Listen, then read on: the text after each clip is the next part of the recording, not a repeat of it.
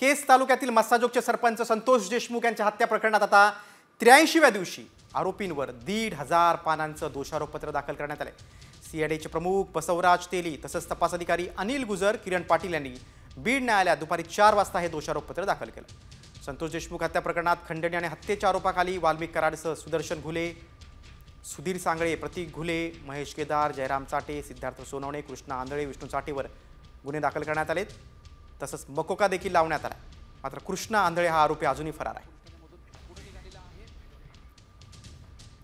खंडणीचा गुन्हा, अॅट्रॉसिटीचा गुन्हा आणि संतोष देशमुखची हत्या या तिन्ही प्रकरणामध्ये एकत्रित कायद्याच्या अनुषंगाने आम्ही चार्जशीट आज बीडच्या न्यायालयात दाखल केलेला आहे। आज चार्जशीट दाखल केले असल्यामुळे तपासाचा एक प्राथमिक असा टप्पा पूर्ण झाला असं म्हणायला हरकत नाही। पुढील तपासाचा अधिकार अजून कायद्याने अवधित असतो आणि आहे। आता चार्जशीट हे जवळपास 1000 पानापेक्षा जास्त मोठ्या पानाचं असल्यामुळे त्याची प्रत घेऊन वाचल्यानंतर त्याच्यामध्ये काय आहे याच्यावर तुम्हाला बोलता येईल। 80 दिवसामध्ये हे आरोपपत्र त्या ठिकाणी दाखल केलंय। त्याच्याबद्दल गृहमंत्री आणि मुख्यमंत्री महोदयांचं मी या ठिकाणी आभार मानेल आणि एसआयटीचे प्रमुख बसवराज तेली आणि त्यांच्या सर्व सहकाऱ्यांचं सुद्धा आभार मानेल। त्याच्यामुळं आता गुन्हेगारांना जर 90 दिवसाच्या पुढं चार्जशीट गेलं तर हे लोक जामिनास पात्र होतात। यांना जामिनात सुद्धा पात्र ठेवलं नाही, त्याबद्दल मुख्यमंत्र्यांचं मी मनापासून आभार मानतो। बघा आरोपपत्रात काय काय नमूद करण्यात आलं आपण पाहूया। बघा कोणकोणते मुद्दे आहेत। खंडणी प्रकरणात अडथळा आणल्यानं सरपंच संतोष देशमुखांची हत्या झाली। खंडणी, अॅट्रॉसिटी आणि संतोष देशमुख या तिन्ही प्रकरणांचा परस्पर संबंध असल्याचं आरोपपत्रात म्हटलं। हत्येत 7 आरोपींचा हात आहे आणि हत्येसंदर्भातील डिजिटल पुरावे आणि CDR सादर आहे।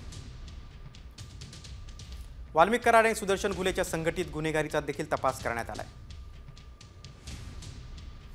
पोलीस अधिकाऱ्यांनी कर्तव्यात कसूर केली असा CIDचा संशय। प्रकरणाचं चार्जशीट जे आहे ते दोषारोपपत्र 79 दिवसानंतर दाखल केलेलं आहे आज कोर्टामध्ये, मकोका कोर्टामध्ये। माझ्यासोबत बोलण्यासाठी धनंजय देशमुख आहेत। भाऊ काय सांगाल, 79 दिवसानंतर हे चार्जशीट दाखल केलेलं आहे आज कोर्टामध्ये?